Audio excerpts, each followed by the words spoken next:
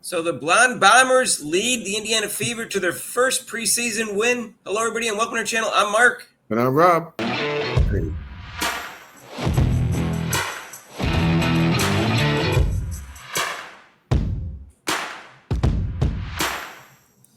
So, hey, if you haven't subscribed to our channel yet, please do so with the notification bell when you do so you get notified of our next video. And join us for Kate and Clark's crossover. That's tonight, Monday and Thursday, 6 to 7 and 5:30 to 6:30 Eastern Time, except for major holidays. And it's a sports reporter type forum. And we talk about Kate and Clark and all sorts of good stuff. So the Fever had their first game, Rob, preseason. First time we got to see Kate and Clark live. I guess we didn't. Nope, we did not. It's not. That's what we were hoping. But Right. She had a sore leg, and she sat out. So she did not play. And you could tell she wasn't playing because they struggled in the first quarter a lot. Until Sophie Cunningham came in and Lexi Hall came in, the team looked a little lost, Rob. The Mystics were out playing them and out hustling them, I thought. Yeah, in the beginning of the game, they were not playing together. You know, a lot of the defense wasn't there, so it's a typical like a preseason. That's when you have a preseason or a first game of the season. I mean, you're so used to practicing against each other, so now you got to take it out on another team and see how things work out. But eventually they got together. Yeah, the Mystics looked better than I thought they were going to look, and they also were very intense, Rob, and overly physical. I thought there was two plays. One was definitely dirty, and one might have been dirty. And we'll show those, and you can decide for yourself. The first one's obviously Brittany Sykes' play is obviously dirty, and I thought she should have been thrown out of the game. There was no reason for that. Yeah, they don't have to suspend her for the next game. They should have just thrown her out for that game, Rob. That was a flagrant 2 to me. It wasn't a basketball play. Sorry. Well, I wonder if they can, even though it's preseason, I wonder if they can like say, okay, she's out the first regular season 2 games, but they won't do it. That would make too much sense. Rob. Hey, seriously. That would make too much sense. What kind of drugs are you on, Rob? Well, you know, I'm on my meds, luckily.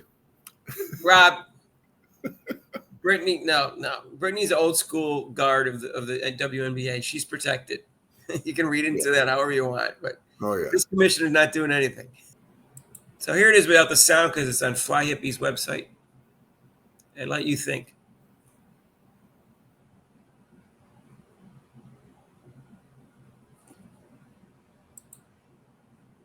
I'm going to play this in slow motion for you.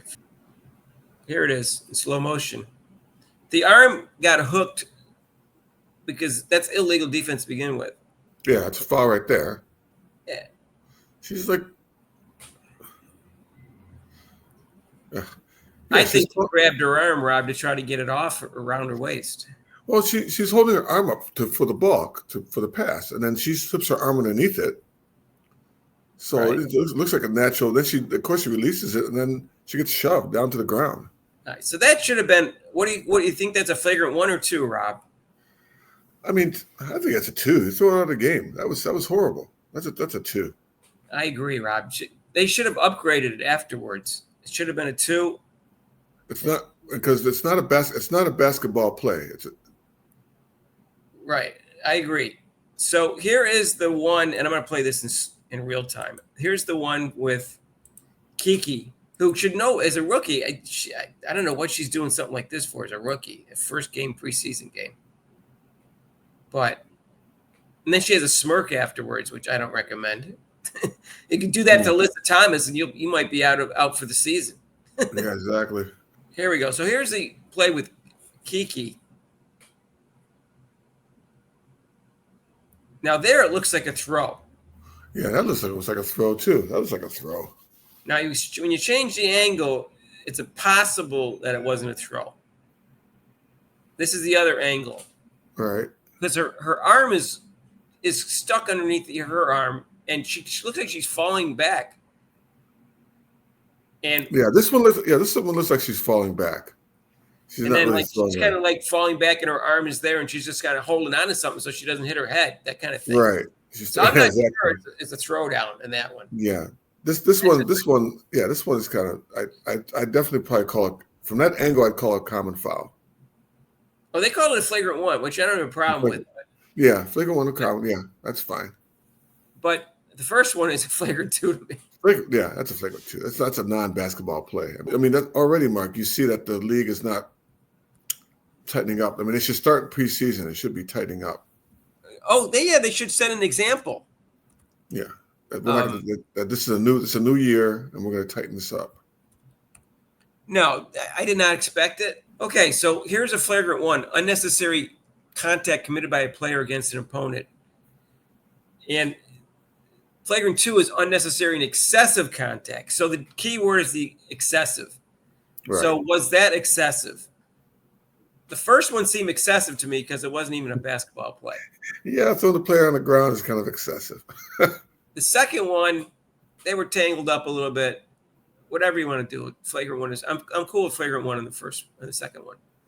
Yeah. And either way, there was no reason for those type of plays in a preseason game, Rob. This wasn't. Yes, and Mark, they should have said.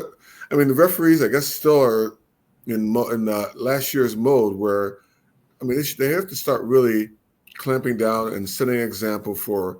We're not going to tolerate that, but it seems like it's going to be the same old, same old. Yeah, I mean, I don't understand why, after all the complaints last year that they said the league is too physical. Like, this is a lot of complaints. And, you can complain all you want that it's Caitlin Clark fans, but I don't think it's just Caitlin Clark fans. I think you have to look at it like new fans, too. And if they're telling you that they think it's prison ball and you should be closer to the NBA, maybe not as wide open as the NBA is right now offensively, you should listen, because those are the fans that you need to keep. Right. It turned a lot of people off last year, and then if this keeps up, this is, like you said, this is only preseason. Is this going to be? And they added more games. Is it going to be like this for all the games this year? Yeah, you have to forget about the fact that they're only playing 44 games as opposed to 82, and just suspend people. Alyssa Thomas in that play last year against Angel Reese should have been suspended she got thrown out, but she should have been suspended for the next game. Caitlin Clark, Kennedy Carter play, that should have been a flagrant 2. Should have been kicked out of the game. And since she wasn't kicked out of the game, she should have been suspended for the next game, and they should have upgraded to flagrant 2. Right. They didn't set the precedent by doing that. She's such a wimp, Kathy Engelbert. She won't do that, and she needs to do that. Did she have that? Remember that press conference we did, that video on that so-called press conference? How she's going to change these things in the league? No, I didn't believe anything she said. Yeah. The hate has to do with Caitlin Clark fans. It has nothing to do with protecting Caitlin Clark or any other players. Right. Trying to get rid of trolls that they can't get rid of. It's so silly. Let's talk about the game. I was not impressed with Cindy Colson. She couldn't get the offense going without Caitlin Clark, Rob. But, it's the first time she played with a lot of these players. I don't even know if she played with any of the players before. Mm. So the offense didn't flow well when she was in there. In fact, Sophie Cunningham was a better point guard than supposedly the backup point guard, which was Cindy Colson, if you watch the game. I mean, there's a plus to Caitlin Clark not playing this game, is that now you see what happens when she's not in the game. What kind of offense, how's the offense going to look? How's it when she's not in the game? That's true. So Cindy Colson's fine. She played fine in the second game, but this first game, she did not look good to me. She had 0 points, 1 assist in 15 minutes, and that's it. So, and she had a minus 15, Rob. You can see Sophie Cunningham had a plus 16 and Lexi Hall had a plus 18. I wonder why. Yeah. Well, the good thing, like I said, the good thing about it is that you see how the offense is run, and Cunningham is an excellent addition to the team. You can see right away, right off the bat, that she's a great addition. The Fever won that trade, Rob. Oh, yeah. You can see the plus minus is deceitful because it depends on who you're on the court with and who you're playing against on the other team. But there was some indication there was no energy, not enough flow on the offense until Sophie Cunningham jumped in there, Rob, when you watch the game. Dwana Bonner played okay, but Natasha Howard didn't impress me in that particular game. She's talking about being Defensive Player of the Year and MVP. Well, MVP is never going to happen. She's 33 years old. She's 5 years removed from making first-team All-Pro. But she could be Defensive Player of the Year, but she didn't stand out to me in that particular game. I don't know about you. Yeah. I watched the game, and like I said, still, she did get 8 rebounds. She got 8 rebounds, though, and she Right. She's only minus. I'm wondering, Mark, with these plus minuses, they're kind of annoying sometimes. I think I'm like, what does that really factor in the game and how, like you said, determine? I mean, if you come in a game and you're down by 10 or 15, Well, I know, that I know. I said it's deceitful, but sometimes yeah, it can tell you something. But Leah Boston played okay, but I will say Michaela Thompson came in and made some really nice plays. She was only in there for 9 minutes, but she had this one real nice drive to the basket and post up yeah, type of move. yeah. She's gonna be the rookie that's gonna make it. I think definitely should definitely make the team. Yeah, and Yvonne and Jalen, they looked okay. They didn't impress me at all. Lexi Hall played great. Sophie Cunningham, the two of them were phenomenal together, Rob. Yep, I like the And combo. I do like that combo. Lexi Hall had 4 steals. So, she only had 13 points, but she was 3 for 11. But she was the difference along with Sophie Cunningham. Sophie Cunningham was obviously the star of the game.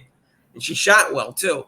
6 for 11. Even she was 2 for 6 from threes. And 21 Yeah, points, 8 rebounds, 2 assists, a steal. She did have 4 turnovers, but yeah. Lexi Hall seems that she's got her confidence back, so she's ready to. I mean, the Fever. I mean, if they look pretty dangerous with the 3-point shots. You got at least 3 or 4. You got 4 players, Mark, that can hit the 3. That's pretty dangerous. right. No, once Caitlin Clark gets in there, like Kelsey Mitchell started 0 for 9 and 0 for 6 from threes.